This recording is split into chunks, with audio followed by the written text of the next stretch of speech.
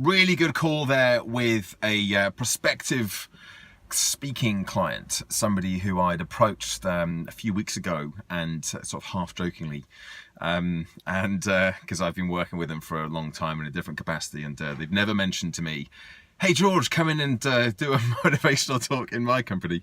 So I thought I'd seize the bull by the horns and propose something, and consequently we had a phone call with one of his team today, and went really well, and it's looking reasonably promising for something in May. So that they kind of the timing was perfect. With this, they're looking at launching a big Wellbeing initiative, and they've got a kind of a launch week middle of May. There's a good potential for me to come in and do some work there. So still early stages there. I'm not I've stopped counting any chickens before they've actually hatched. But really encouraging, and I kind of went into the call with just a curious mind, thinking, well, I just want to find out more about what they're doing. I love speaking to companies who are doing things, real things, when it comes to workplace well-being and supporting their teams, because I feel the more examples of this I can gather, the easier it is for me to help other companies sort of model things that are working, and perhaps even avoid some of the mistakes that other people have made. And this is entirely in line with my progress, not perfection philosophy, which I promise you I will. I said I'd speak about that this week. I will do that this week. I promise. I'm going to finish this video here because I'm actually, in about 20 minutes time, I've got another chat with, I said yesterday, two interesting phone calls. That was one. The second one is with the chap who was involved in the study with Michael Mosley up at Sheffield Hallam University that I referenced in a few videos back, talking about the 10,000 steps. And he was saying that actually their research says that 3 times 10 minutes of brisk walking a day is much more beneficial than the 10,000 steps, which comes from some Japanese marketing thing from way back. So he is, I managed to arrange a phone conversation with him. He's going to tell me a bit more about his study, and I might even see if I can angle a trip up to Sheffield Hallam and have a look at the facilities that they've got at the Wellbeing faculty. So I'll jump back in and do another quick video after I've spoken to him, and let you know how that one goes as well. Bye for now. What a fascinating conversation I just had with Rob Copeland. He is, I think he's the lead, the head of the faculty of health and wellbeing up at Sheffield Hallam University. He was the guy who Michael Mosley had been up and done some work with for one of his programs, The Truth About Exercise, back in January. I think we spoke for about 25 minutes of our 30-minute phone call about everything except the whole thing about 10,000 steps, and what he's proposing has been a more effective method of getting people active, which is the whole concept of active 10, or 3 blocks of 10 minutes brisk walking per day.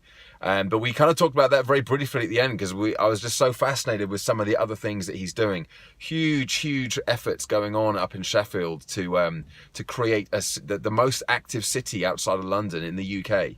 It kind of really struck me that there are so many amazing things going on. There's no real central resource for this. There's no kind of best practices, and I'm wondering if there's an opportunity there, or if I'm already kind of starting to do this, to gather together some of these ideas, some of this information about what people are doing. Thinking back to my conversation with the lady from Oxford Brookes University last week, and the amazing things that they're doing as well, that are really working.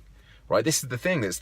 People are doing things that are gathering momentum. They're getting engagement, but they're isolated, and yet there are other companies or other cities around the UK and around the world who could very easily replicate some of these simple ideas, and start getting similar results as well. But there's no central resource, as far as I know. Maybe there is, and I just don't know what it is.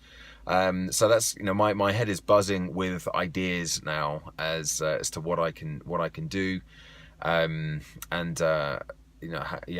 I've got to sit down with a piece of paper. I've literally just got off the phone, so I'm going to record this video, but I've got to sit down with a piece of paper and a pen this afternoon, and write some of these things down. Just do a bit of thinking, because there's a lot of potential here. I'm not just thinking, I'll be careful here. I'm not just thinking kind of an opportunities for me. How can I capitalize on this? Everyone's going to want well-being speakers. The time is now for me. It's not about that for me. It's about, and it always has been, how can I help the most people? How can I have the greatest impact? and help people kind of move from where they are and make it easier for them to move forwards, not just move physically, but move forwards in their understanding and their where they are in terms of their readiness to change.